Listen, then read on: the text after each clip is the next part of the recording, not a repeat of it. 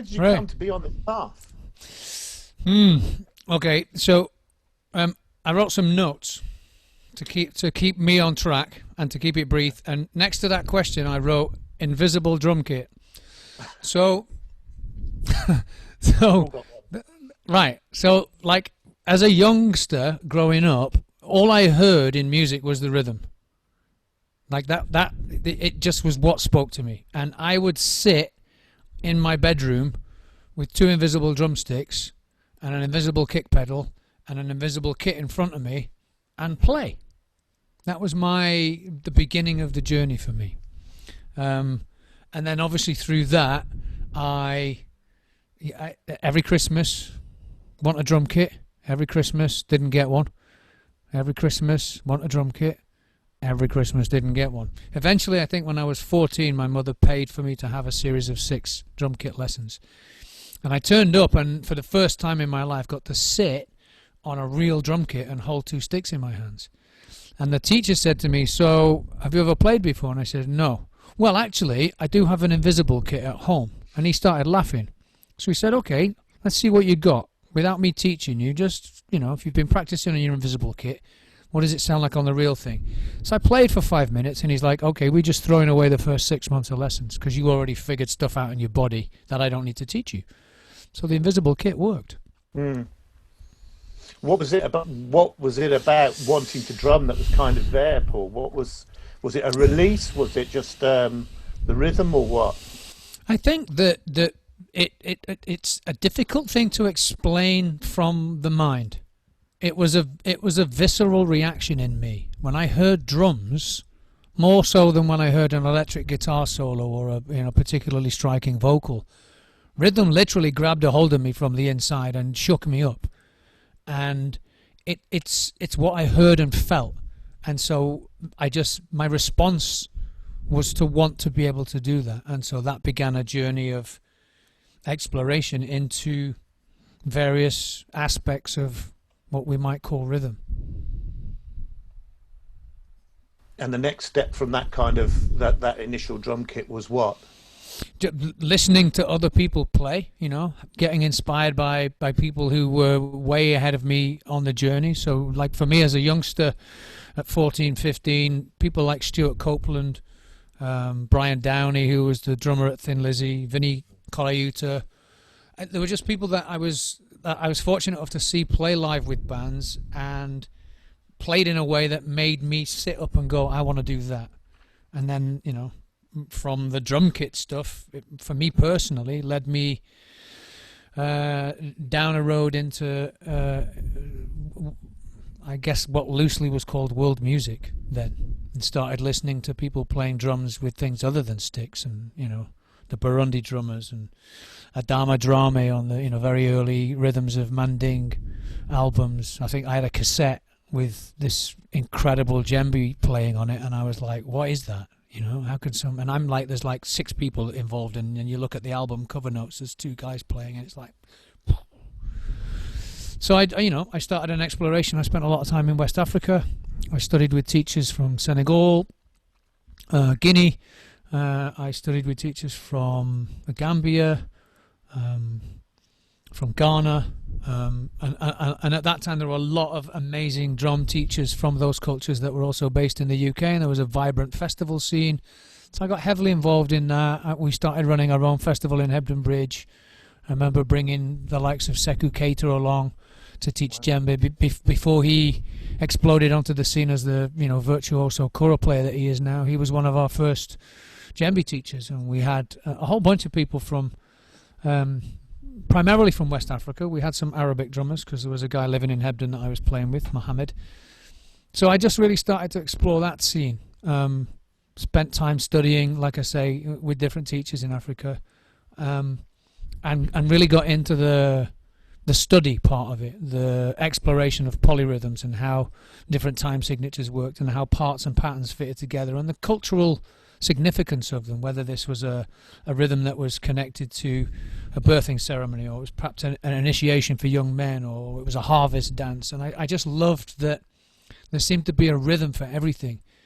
And then I started to look at stuff coming out of Nigeria, the rhythms for the orishas, which are kind of, it's a religious, so every god in that pantheon has its own rhythm, and that blew my mind. I was like, that I want to learn more about that kind of stuff. So then I started, I guess, bringing elements of spirituality, for want of a better word, into the rhythmical conversation that was going inside my head. So all this is going on, and then I meet Arthur Hull. Well, just take a step back, Paul. What was driving the hunger? What was driving that desire? Me. I mean, you know, I have a voracious appetite for life and for knowledge about myself. So I was raised in an Irish Catholic family. I was given a very specific set of beliefs to go out into the world with, and from, 15, 16 years on, I was questioning all of that and saying, this doesn't fit here, and when I go and meet with these people, it doesn't fit in that situation. And then I would learn about this, and in my religious education class at college at 18, I was asked to leave the class because my questions were too challenging. So there's I don't want to say I was rebelling, but I was like, I'm not just taking your word for it. Yeah. If you tell me that, I'm going to look and I'm going to question. And so one of the things that I've always been able to do is to ask the questions. It's not like I'm trying to be a pain. That doesn't sit right with me, so I need more explanation for it to sit more comfortably. So in that context, I began exploring all kinds of things. And for me, the drum and rhythm opened a doorway into all kinds of different landscapes, inner and outer, that I could explore.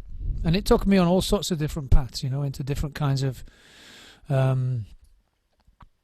states of consciousness also.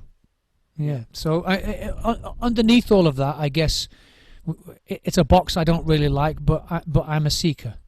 I don't really like that word, but off the top of my head, I can't think of a better word to describe my path. Desire, a need to know, a need to find out, a need to explore.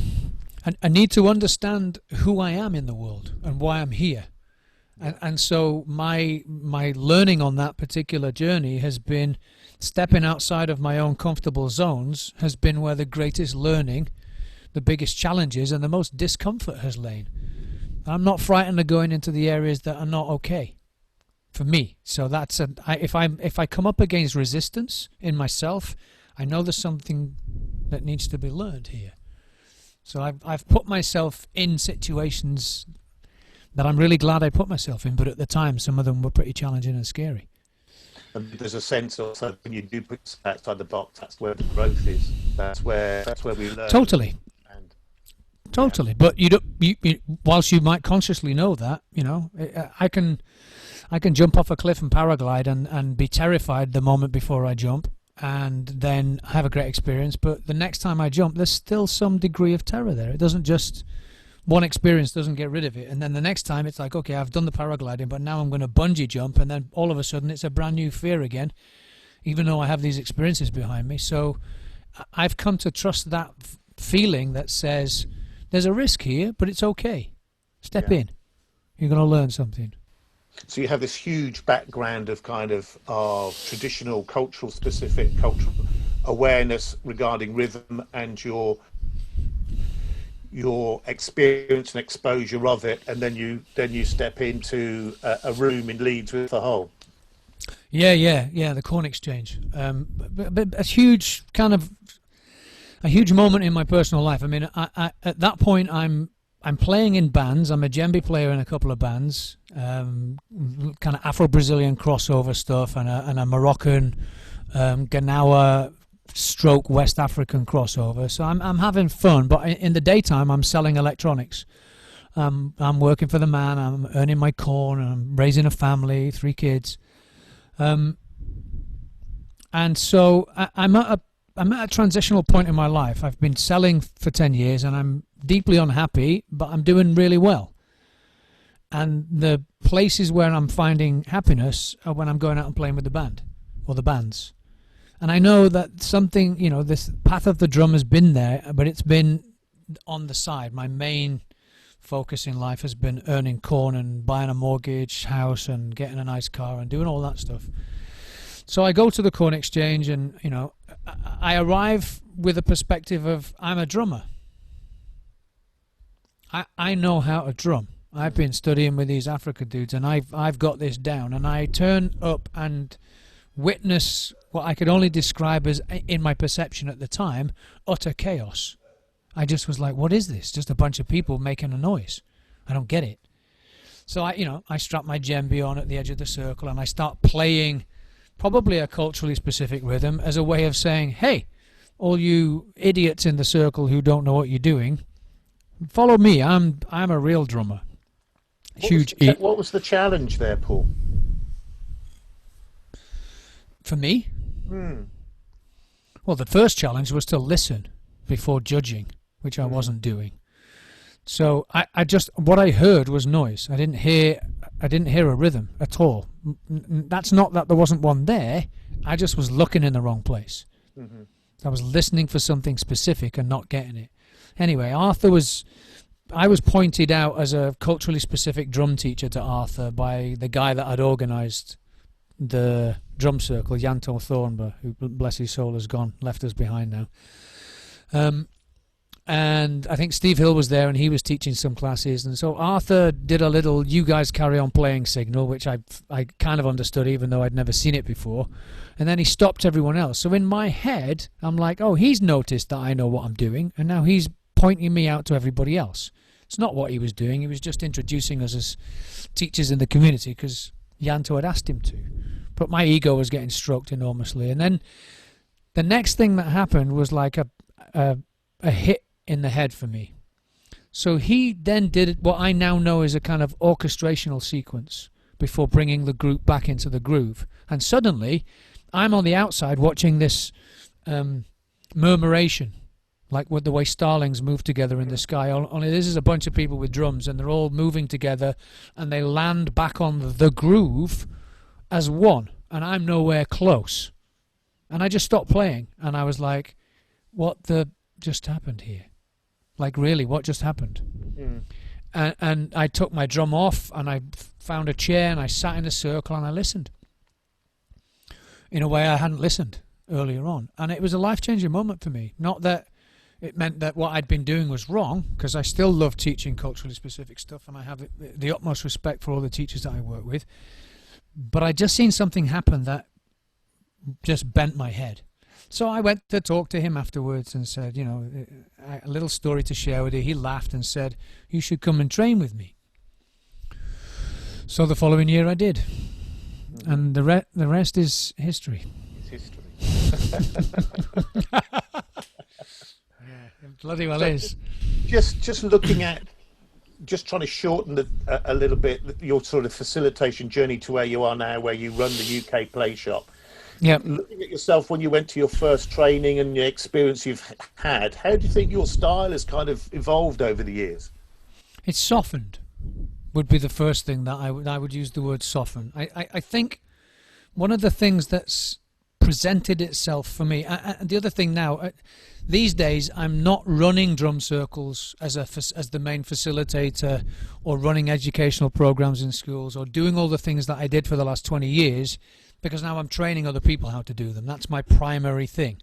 Yeah. So when I talk about the work, it's in the context of, what I was doing up until maybe 2 years ago when I set off on my travels and life changed in a different way. But I think I have moved further and further away from teaching this is how something is, which in a culturally specific setting, if you're going to honour the tradition, you don't change what you learn. So if I learn Soli from a teacher in Guinea, and he teaches me in this particular way, and there are 3 different dundum parts and 2 support djembe parts and a series of solo phrases, as well as always some free spirit drumming, that's always there, but you don't get to do that if you don't know what the other 6 parts are doing in connection with each other. So when I taught in that manner, I taught in that manner. With the drum circle started a process for me that allowed me to get out of the way more and allow the music to be emergent.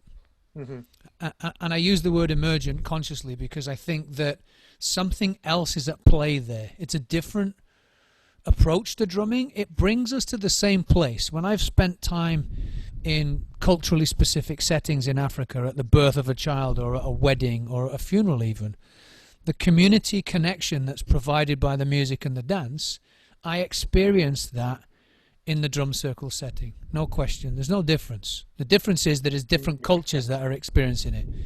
But the power of it is the same, you know. So yeah, I think, you know, I get out of the way more as a facilitator. Softened. And how do you feel that kind of softness has evolved? Because my experience of you from when we first met in 2008 to where we are now is completely different. You're a completely different person, a completely different facilitator. I can see the softening myself. How do you feel that has it impacted on your facilitation style, that softness? I'd like to think it makes my sessions or my trainings more inclusive on all the different levels that you could talk about inclusivity. I think it makes me more approachable as a human being. I think it makes me more comfortable in my own skin. You know, the less soft version of me that might have had a few whiskies down his neck and might have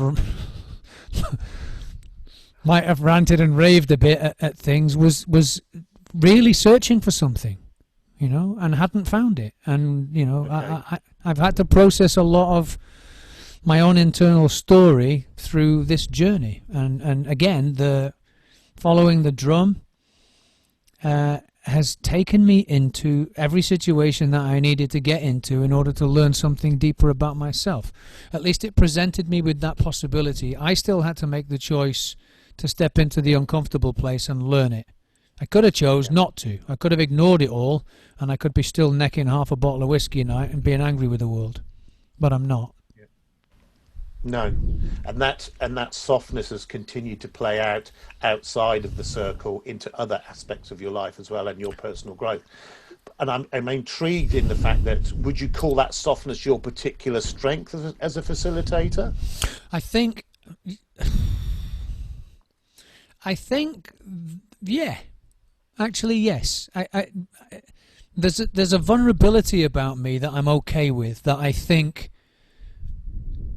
enables or empowers other people to be vulnerable in a way that perhaps they don't feel they normally can. And so there's an emotional content to the work that I do, and I don't do the work in isolation. I have an amazing co-facilitator trainer with me and a great team, including yourself, that allow a particular cocoon to be created for people to really explore the edges in a safe way. I think we create a really amazing environment in the UK Playshop for people to explore things outside of the drumming that's going on. I think it's a very deep process, and I think because I've been diving deeply into that process myself certainly for 20 years as a facilitator, and then for years before that just as a human being, I think that I have a degree of authenticity about my own journey that allows people to say, this isn't bullshit. Yeah, no, absolutely. And I'm wondering how much of this is a challenge, and this is going to sound maybe a little bit cliched or naive, how much is this a challenge to the maleness of drumming and the maleness of the situation? I don't know if it's a challenge. I think it's a necessity.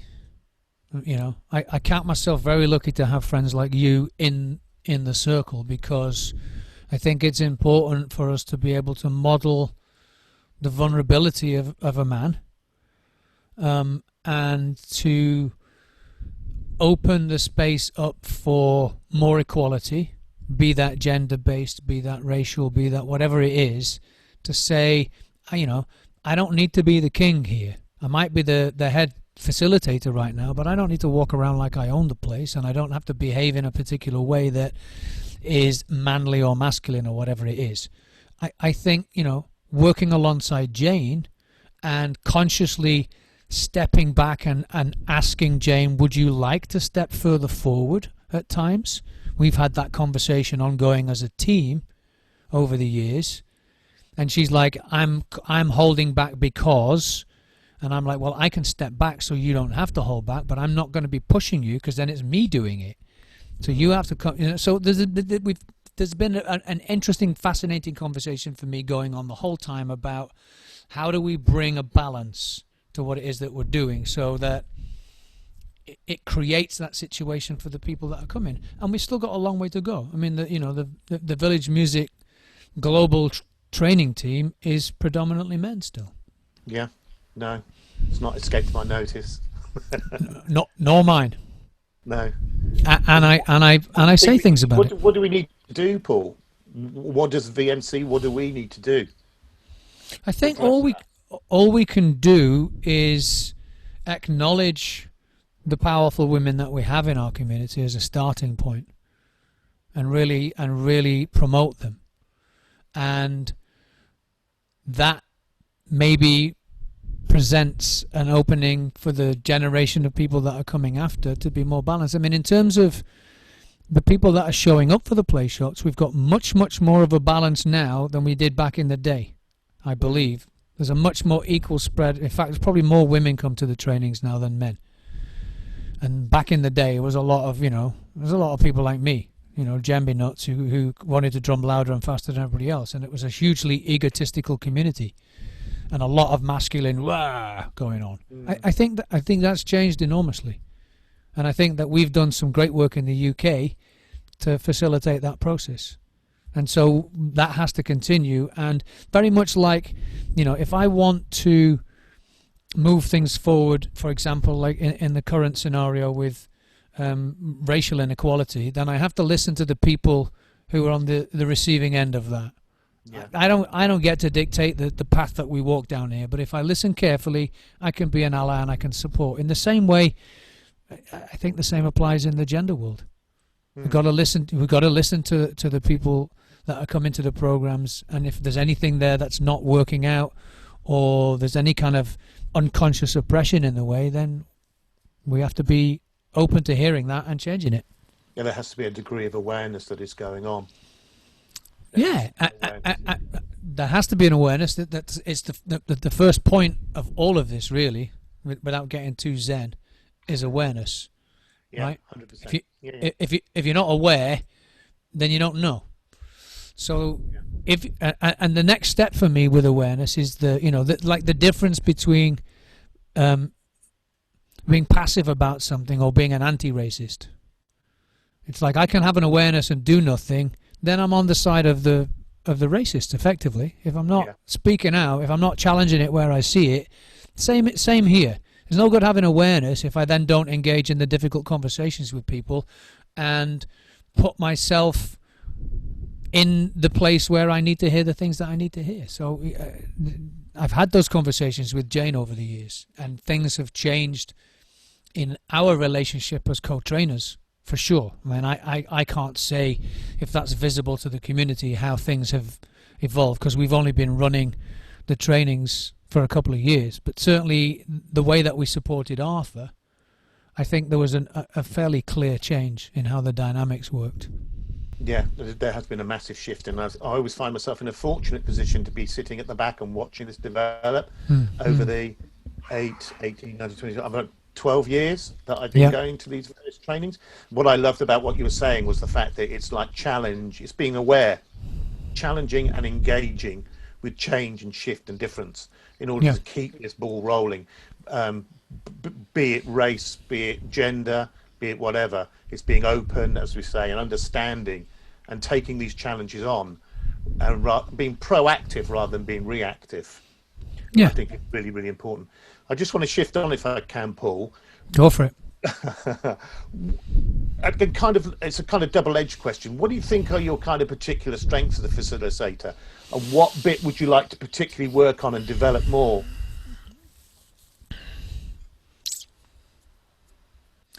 I think that my strengths are not necessarily visible as a facilitation style. I think the things that really make me tick are under the waterline, in the the iceberg, the bit of the iceberg that you can't see. Yeah. So what guides me in all of this, number one, is service. So that's, for me, that's a core strength of mine. Every time I step into a situation where I'm doing this work, I'm in service. It's like a guiding light, and that's a strength for me. In the same way, my intention always is to come from a place in the heart, to be a compassionate human being in the work that I do. And I guess the final thing for me is that everything that my company's called Rhythm Bridge, and the bridge as a metaphor is brilliant because it's just about connection. It's connecting this side to that side, or this place to that place, or this person to that person. So I think for me the strengths are inner, rather than I've got a great stop cut, or I do this or I do that. I think in terms of specific facilitation skills, I'm a really good listener now. I've learned how to listen through playing a variety of different kinds of music, and through learning that shutting up is just as powerful as talking. Yeah. And I listen well when I'm in a circle. I listen to it all. I got a good radar. Which part of those kind of skills do you think still needs to keep tuning up, or tuning through, or developing, or growing, or is it all of them? All of them. Yeah. You knew well, only because you know me. So I think you knew the answer was coming. I mean, look, it's a cliche, but beginner's mind, and it really is. It's a thing for me, because of how I started this journey, specifically the facilitation journey, by not having a beginner's mind and almost missing what was going on because of that, because I knew everything. I was an expert. Yeah. And that was a huge lesson for me. It was a really powerful experience for me to have, that said, you almost missed. I could have walked out of that place thinking this is rubbish, and not had a conversation with Arthur, and never even gone on this path. But what stopped you from going? What stopped you from walking out? What part of you was it that stopped you from walking out? Oh, now you're getting really... I don't even know if that part of me has a name. Okay. So I'm going to name it, and I don't believe that this exists inside of me. This is like in my mythology, the Celtic mythology that I grew up with. The belief is that the soul is outside of the body, and that we live within the soul. And so for me, that part of me, the part of me that responded to my own judgment and said, stay here, there's something in this for you, was my soul. It's the thing that yearns for me to be at my most don't know what the word is, luminescent. Okay, I'll have to look that one up. It's like it's kind of an intangible. It's like it just pulls. It's a voice I trust now. It's not even a voice. Yeah. It's a feeling. Yeah. It tugs at me when I'm going down the right road, and it tugs at me when I'm trying not to. Yeah. No, I listen, and I get it now. I get that this is the voice of my soul pushing me on to greater and greater understanding of who I am. Yeah. No, I'm with you on that one. So it's that voice. Yeah. That's what stopped me. Yeah. That's interesting, isn't it? And that voice continues to guide you and move you on and develop you, and you listen to it more as time gone on. Yeah, I trust it more. Look, there are other voices, 12 months later, I'm in Hawaii with Arthur, and I've got a very loud voice saying, you made a big mistake. This guy's crazy. Get out of here. And again, a deeper voice said, stick with it. The challenge is growth. It's going to be okay. Yeah. Just moving on from the kind of the personal to looking at the kind of work that you've been doing, starting right from, initially as a facilitator to where you are as a trainer. We know as the people that do this work that it has huge benefits. Scientifically, It has huge benefits. What are your personal experiences of kind of actually witnessing these kind of benefits? Your actual kind of both feeling and visual. So after I'd completed the training, I found myself in a really interesting position as a facilitator stroke teacher, because I could take people down a culturally specific road and teach them well. And the feedback that I had was that I was a good teacher. People enjoyed the classes, people kept coming to them. And at the same time, I've got this new facilitation skill which allows me to explore improvising around platforms. So I started blending a little bit, both. And I also started working with children a lot. So 20 years ago, one of the things Arthur said to me at the end of the training was, go and work with the kids. And I took it literally, and I went back, and at that point I'd left the corporate world of sales, and I volunteered my time in schools, and I noticed how utterly engaged the children were in anything rhythmical, whether it was me telling a story with drums, or whether it was me working with slightly older children and giving them some basic rhythmical instruction, or even just facilitating a drum circle. There was just an innocent joy in children that was amazing to behold. And so the first few years of my professional career as a facilitator stroke teacher, I think the thing that made me feel like I'd picked the right path was the children. Just this constant waking up of kids and children that teachers would afterwards come to me and say, we can't get him to sit still in class, and he's not very good with his reading, and he doesn't do. If I got to do projects, which later on in my career I did, we could then start tracking benefits, and that children that were coming to the drum sessions were paying more attention in class, and they would be able to be a bit more focused, and there were all sorts of things that were happening. I did some incredible projects in inner city Leeds with multiple schools that led to a 250 strong children and adults at the Royal Exchange Theatre. We had to turn away like 100 people because we sold the place out, and they bust all these people in. We couldn't get them all in. And this was a group of children who were excluded from school. The core of the project was kids that had been not expelled, but put into like a pupil referral unit, I think they call them. So I would work with these kids, and I trained the kids in the pupil referral unit to be facilitators, and then we took them back into school, and they facilitated the kids who were not in the PRU. So it empowered them. They got a position of responsibility and authority, and they understood that the place in the centre of the circle was one where you had to respect the group. It wasn't I'm in charge here and you have to do what I say.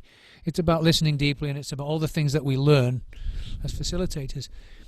So the woman that was managing the project, who'd got the funding, said to me, as we were approaching, because I designed and structured this whole process, and said, I want to have a big everybody together at the end. And she's like, how many? And I'm like, I don't know. Let's say every child on the project, plus the kids that are working with them in the schools, plus one pair of adults for each kid. So we worked out there was like 250 people. She's like, there's no way that adults are going to come. And I'm like, book the buses. They're coming, right? And she's like, I was like, do you have the budget? She said, yeah. I said, look, if it backfires, take it out of my wage. Book the buses. And we had 100 people that turned up that we couldn't get on the buses. So I've just seen the power of this kind of work time and time and time and time again in my life. I've worked in prisons. I've gone into healthcare settings.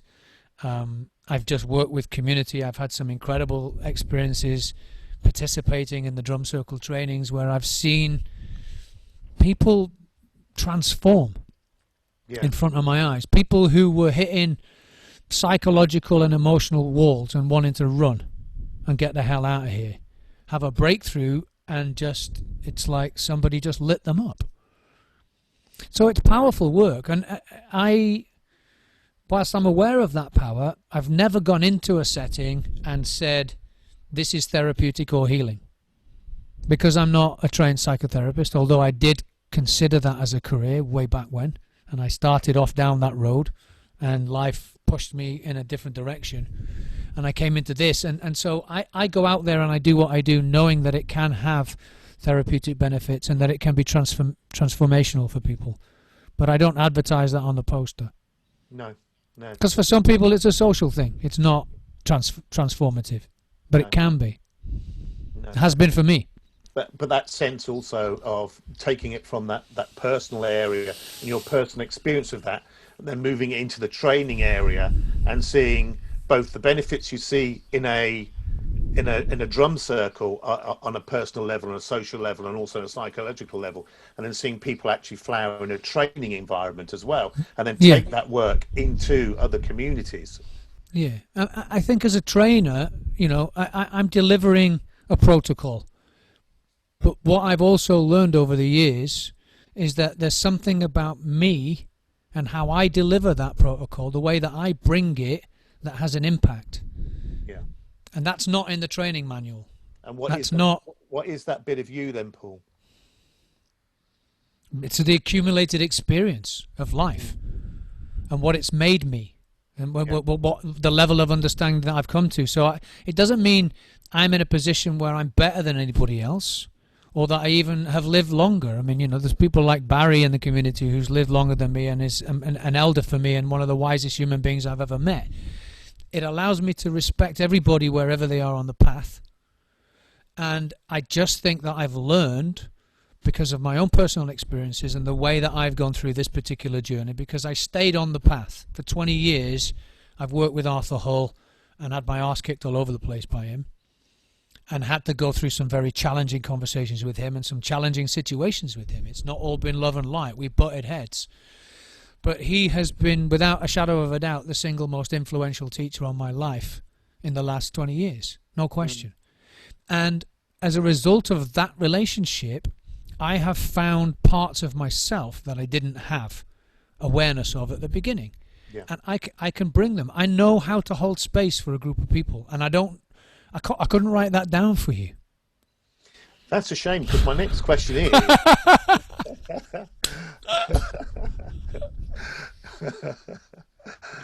but I'm going to ask anyway. How do you create a safe space? How do you feel it? How do you read the energy in a room?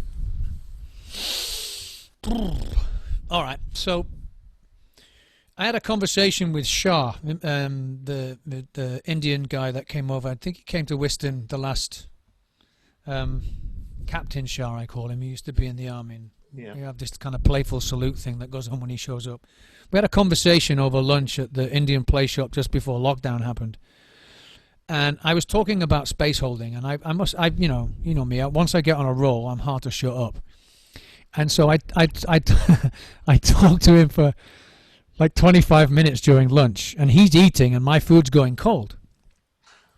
And at the end of it, he said, you should write a book. And I said, I can't write this stuff down. It's like I get in, and he said, so just record yourself talking, and then write it down afterwards. Because he's like, you come out with some really, there's some interesting stuff there. And really, it needs to be written down. So I'm going to try and answer your question, and this is being recorded, so I might want a copy of this later on. Now that I've said that, it'll probably be a bag of shit what I say, but hey. The space holding thing for me has got so many different levels and layers in it. So the beginning is intention for me. So before anybody comes to the program, how I set the room up, how I go and spend time in the space, the thoughts that I put into the space about what I would like for people who are coming. Without getting religious, it's a prayer for me. I have my own kind of, for want of a better word, let's call it a ceremony.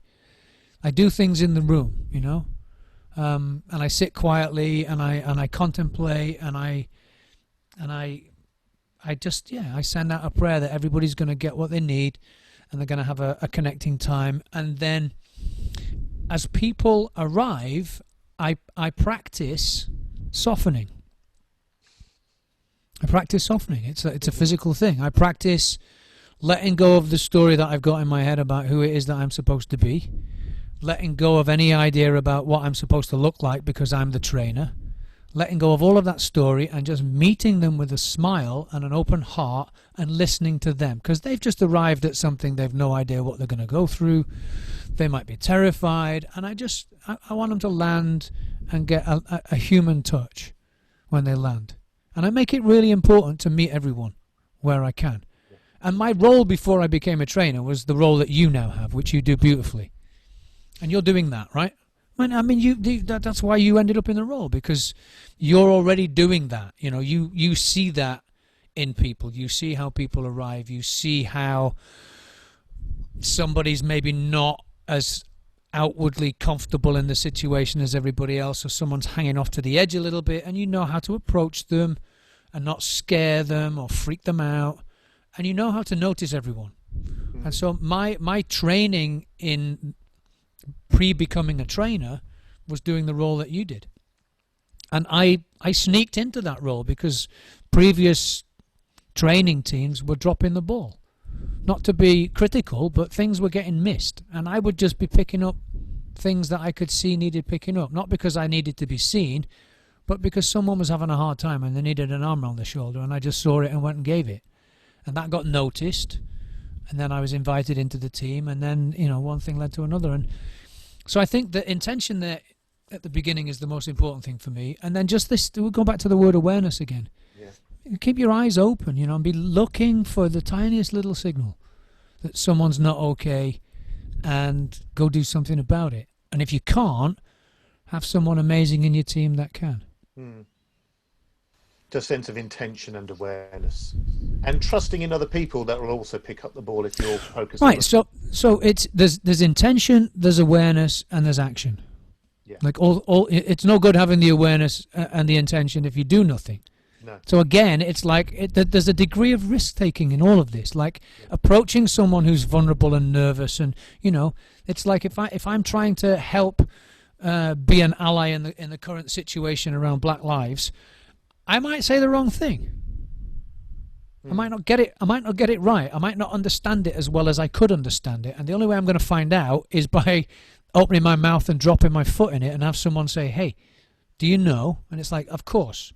And then I learn, and so it's like, don't be frightened of getting it wrong, because if that stops you from leaning into somebody when they need that, then you're going to be like, "Oh, I shouldn't do this." And again, I learned through my own process that leaning in and asking was much more empowering for everybody all around than not doing anything at all. Yeah, 100%.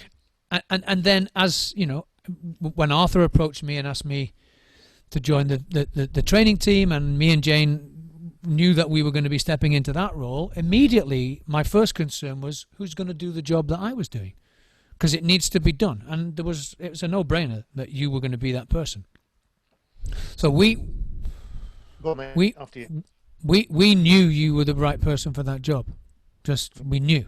There was, and I'm really happy that you accepted that role, because it's not a paid gig. You're not getting a Rolls Royce and you know, all your expenses met, and it says a lot about the person that you are, that you took it on and that you do it so beautifully, and I'm very grateful that you do. Thank you. But just drilling down a little bit, you know, that kind of the feel of the group and the energy of the group.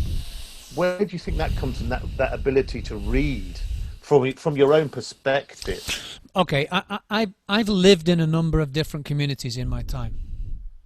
So I grew up in a religious community, the Catholic Church, and there's an essence of, you know, everybody singing from the same hymn sheet and certain belief systems, and I've experienced firsthand how dangerous a group belief can be. I lived in a transcendental meditation community, the Maharishis community, which some people on the outside viewed as a cult. And again, I lived with a bunch of people that all followed a particular belief system and a structure and a way of behaving. And then after that, I went and got involved in some other things. And so I've been in situations where I know how a group of people coming together with a common purpose can create a sense of deep and profound bliss in a space that can sometimes be myopic. Yeah. It's a kind of bliss that would allow you to, you know, jump off a cliff together, that kind of thing. And so having been in that and been one of the people that was, you know, engaged in that way and feeling all of that bliss and having all of those experiences, I understand the power of group engagement. And I also, having walked away from them, understand what it looks like when you're outside of it. And you've got the experience behind you and you've grown through that and you're in a different place. So I think just because of my own personal experience of being in large group situations in a variety of different settings, I just have an innate ability to read a group, and that doesn't mean I always get it right. Mm. But I think I read groups well, and if I don't, I get told, and I'm willing to learn to change. Mm. So again, I'll make a reading, and if I'm off, I get told, and I'm okay with that. Yeah. Then I'll be like, okay, I need to go check something here because I'm out, and I'm not reading it right. And again, I think there's the honesty and integrity of not being afraid to get it wrong when you're the head honcho. Yeah. No. Like if I'm worried about getting it right all the time, I'm not going to be delivering the kind of training that we can deliver. Yeah. I've got to be able to take a risk that I've long since let go of the idea that I have to be the best facilitator in the room. Yeah. As the trainer. It's got nothing to do with the facilitation style. So what do you focus? I want to literally split this question in two. I'm going to ask you, what do you focus on during the session? But yeah. I'm interested in the divergence of my understanding of you in that as a facilitator and that as a trainer. So do you focus on the experience of the group, the rhythm, the experience of individuals, their participation, inclusiveness, and in the two areas? All of it. It's so there are a lot of similarities. I mean, the model that I have been studying under Arthur for the last 20 years spills outside of the drum circle and into my life, and has done since the beginning. The parallels are just scary. I look at certain situations, some of the principles that we talk about, the getting out of the way and working with what they give you and using your radar and all those things. They helped me in my role as the gatekeeper in the community. And when I step into a circle, so the primary thing for me is to get out of the way first. That's the number one thing. So as I'm walking into the circle, either as a facilitator or as a trainer, I am consciously letting go of the idea that I know what needs to happen intellectually, and trusting that the process itself, this is back to this idea of emergent for me, will appear as if by magic. It's like it's a Mr. Ben thing. I hope everyone knows who Mr. Ben is. Yeah, they'll have to go do some research. He was one of my early teachers. Mr. Ben was like cosmic, man. So I have this, I have a meditation practice. I do a lot of inner work, and what I talk about sometimes sounds maybe a little Zen, but it makes sense to me. The idea that this thing will emerge with space being created. I think Carl Rogers, one of the therapists that I was reading a lot when I thought about going down that particular road, talked about creating the right environment for education rather than telling people what it is that they're supposed to do. If you create the right environment, they'll find what it is that they want to do and they'll figure out how to do it. And that's a massive paraphrase, but the essence of it, I was like, wow, yes. So as a facilitator and as a trainer, I just want to create an environment in which whatever is there wanting to emerge can. And I trust that I can continue to contain, not in the sense of control, but in holding. And if I need to expand in order to hold that, then I'll do that too. And it's an ongoing process. So I'm constantly reading all of the information that's available. Some of it is, obvious. It's a visual thing. I can see someone is in a particular state, or I can hear something in the rhythm that needs to be adjusted, or I can feel what's going on. And there's another level at play for me. But back to this idea of soul. I have this innate trust in this thing that has guided me in my life, that if I don't know what to do, it'll appear. And if it doesn't appear, I should get out of the way completely. Yeah. Because there's nothing needed from me right now. Yeah, I'm with you. And trust in that, and trust in the process. And at the same time, there's a part of my brain that's also running a program that has stages and steps and things that need to be delivered. But there's a fluidity between the different boxes of information that we have to deliver that allows us to read a particular group. So one training, in the same way that one drum circle is never like another. They're just, even though we're teaching the same thing or we're facilitating using the same techniques, they're never the same. No. And I'm never the same. No. Do you find yourself varying your skill set, your adapting your style to what you're presented with at each day, each hour, each moment? It's almost like a fluid state all the time. Yeah, flow is a word that gets bandied around a lot. Yeah. And my intention is to empower the group to find a flow state. That's kind of a goal. And then, you know, it's the age of you're a drummer, you know the experience of, you know, you even just playing a drum by yourself or a couple of drums, and you're playing away and you suddenly are flowing and you're not even aware that you're playing anymore. You're just in this timeless zone, and it's amazing. And then the moment you become aware that there's no time, you're not there anymore. Yeah.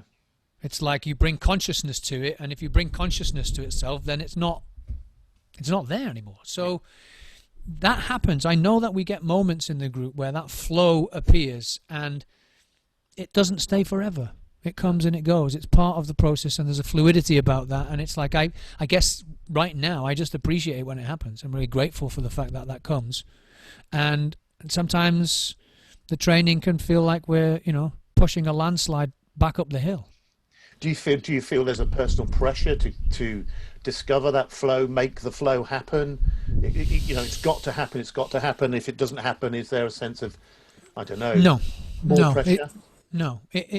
Again, this comes back to, I guess, my own personal way in the world. So if I set an intention, let's say I go sit in the silent space before all the people arrive at Whiston Lodge, you know, I might walk the grounds and then go to the drumming room. I might light a candle, and I might just sit with an intention for how I would like things to be, knowing that it's not just me that's going to be a part of it. Yeah. And everybody else might be having a little prayer and having their own intention, and I have to allow for that too. So the moment I make that intention known to the space, to the universe, I have to let go of any particular outcome. Yeah. And the same in the circle. If I listen deeply and I enable myself to get out of the way where required, then maybe the flow will come. But I can't guarantee that, and I can't tell anybody at the beginning of a training we're going to go there. No. It's a possibility.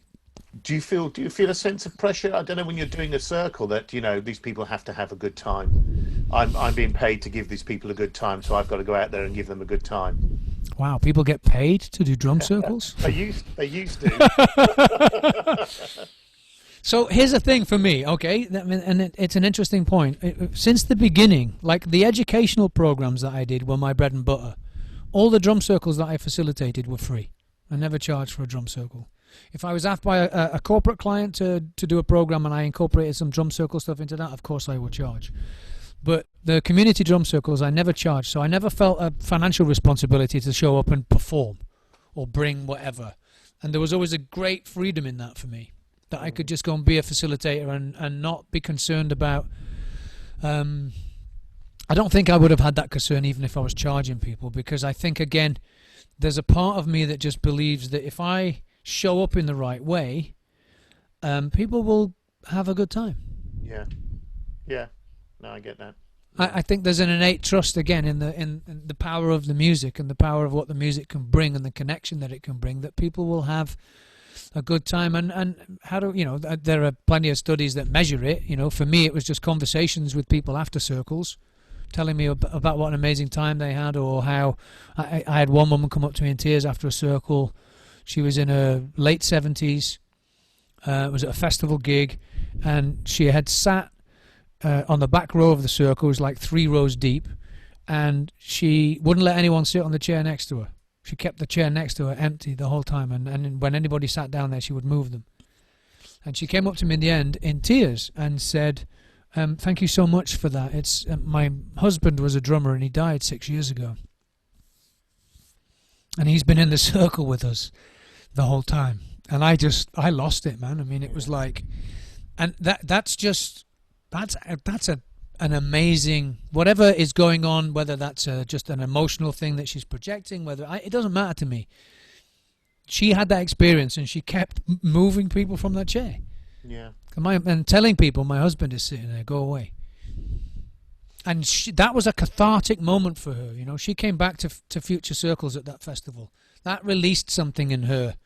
It made her have a connection with him that maybe she needed to have since his passing.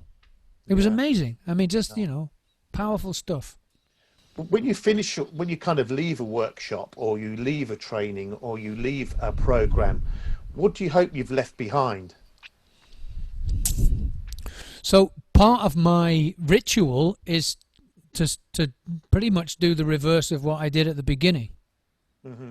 So for example, at Whiston, because I live there, I get to do the tidying up. I get to put things away. That's all part of the ritual. I really like putting my drums back in my van in a really untidy manner. Let's not go there. It breaks my heart. I know. I do it just for you.